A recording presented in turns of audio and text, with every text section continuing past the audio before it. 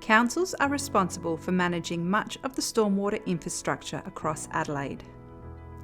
This video explains how urban stormwater systems work and what happens when we have rainfall. Rainwater falls on surfaces such as parks, roads, gardens and buildings.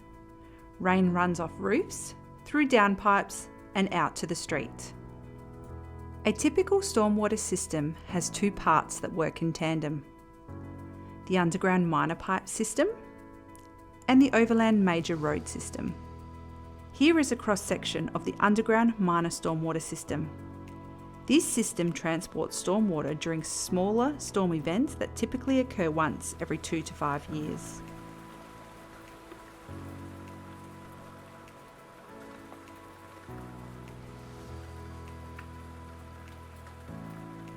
Rainwater is collected in the curb and gutter, which then flows into drains called side entry pits.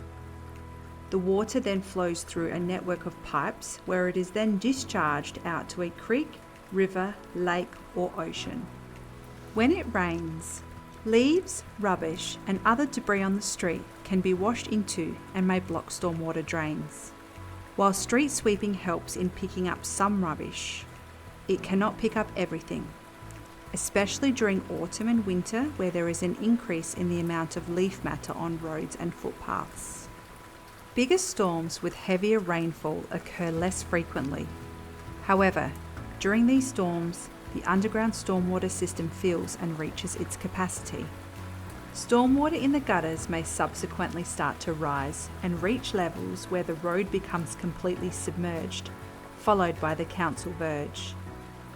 It is during these storms where we may experience temporary flooding of streets, as the street becomes the major overland stormwater system.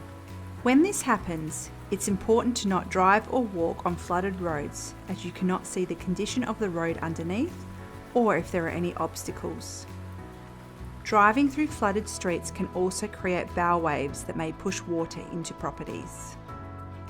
Where the stormwater flows will depend on the lay of the land, landscape and the environment.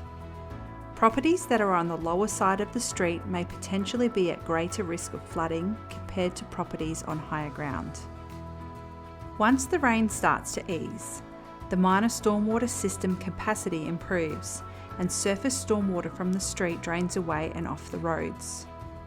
How quickly this happens depends on many factors, including the size of the underground pipes, the gradient of the street and curbing, the gradient of the pipes, whether they are flat grades or steeper grades, any blockages, and the end conditions where the minor system discharges. Some urban stormwater systems along the coast are also influenced by tide levels. Major rain events that coincide with high tides or ocean storm surges impact the minor stormwater system's ability to drain out to sea. Even after the rain has stopped, there may be flooding until the tide level falls. During these times, stormwater may remain or pool in the streets for a longer duration. Likewise, during widespread heavy rains, creek and river levels rise and prevent the minor systems from freely draining, resulting in upstream flooding.